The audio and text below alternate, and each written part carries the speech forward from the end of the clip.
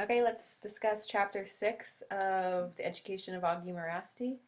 And in Chapter 6, Augie talks about Father Lizardo, and he details some of the sexual abuse that Father Lizardo inflicted on some of the students. Um, so it's evident that, uh, Augie he is detailing cases or situations of abuse that he either witnessed, that he heard about, that he had friends and family members witness or experience themselves. So this is one of the administration or authorities at the school, Father Lizardo, who was um, known for his abuse of students. And Augie experienced some of the physical abuse of Father Lizardo. But in this case, Augie ends up with a very large gash on his forehead, and he can't recall whether or not Father Lizardo pushed him, or whether he meant to do it, or it was just an accident that he was, sort of um, was carrying something and then pushed accidentally or on purpose Augie out of the way. The end result was that Augie was sent to the school's infirmary with a big a gash at the back of his head. And he acknowledges that this wound on his head should have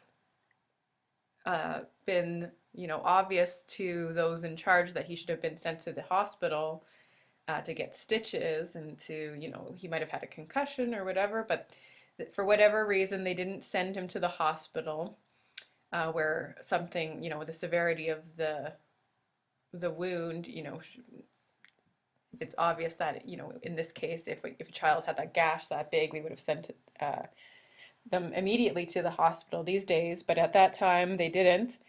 And it tells us a little bit about how the children were not taken care of properly, or treated as if their lives and their welfare didn't matter.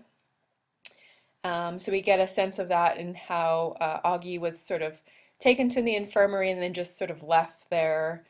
He talks about being very lonely, how he was sort of on his own most of the time in the infirmary, how they kind of ignored him, and he was suffering from, or he says he ended up with a head full of lice because he couldn't comb his hair and his head was bandaged. But they didn't treat that either. So it seems as if he's being neglected while he's in the infirmary. And he acknowledges that part of the reason why they didn't take him to the hospital was he believes that they didn't want to have the children revealing anything of what's going on in the residential school. So he says, all because of that injury caused by Father Lizardo, I know now why I was not taken to the hospital. They were afraid I might talk too much and maybe expose the person who harmed me. And all that time I was in that dormitory alone and very lonely. So they want to sort of keep him silent, and uh, their fear of being exposed or revealed as abusive, as neglectful, as harmful, as abusive people. They keep it secret and they silence the children. And one of the ways they do that is also by bribing them with candy or with other kinds of luxuries or promises, nice treatment. So they try to keep the children silenced and, are looking out for their own benefit, their own selfish reasons. Another scar. So one of the questions is, what other wounds, scars does Augie have as a result of his abusive treatment? Well, on the surface, the physical scars are there. He talks about the wounds on his head, the sore wrist that he has. So he talks about these wounds on my head are still visible, and I will gladly shave my hair from those areas to prove it. Also, the back of my right wrist. For the last 60 years or so, I have felt awful pain, throbbing pain, and headaches day and night on the left side and the back of my head. Also, dizzy spells all these years, and especially the last 20 or so. So he has these physical scars on his head, dizzy spells, a sore wrist, all these kind of long lasting physical symptoms that tell us about the abuse he experienced as a child that are still with him.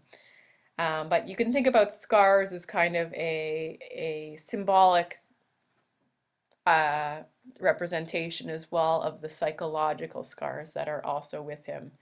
So you have to acknowledge that, just because abuse is physical doesn't mean that there's not a psychological component with it. And we can tell that with Augie because he's compelled to tell his story, and he feels the importance behind sharing his story just so, he can, even if it helps, one person who maybe didn't get to tell their story, he has that sense of purpose in his words to make the truth known in Canada and elsewhere about what happened to himself and the other children at these schools. So we see also Father Lizardo not just physically abusive to Augie, he's also sexually abuses some of the female students. And Augie describes how he is at one point caught attempting raping one of the young girls who was he asked to clean his room, and he's caught, in an act of attempted rape of this one student, and she was screaming and pounding on the walls, and Augie talks about these two girls who were targeted by Father Lizardo, and he acknowledges that one of these women is not alive anymore.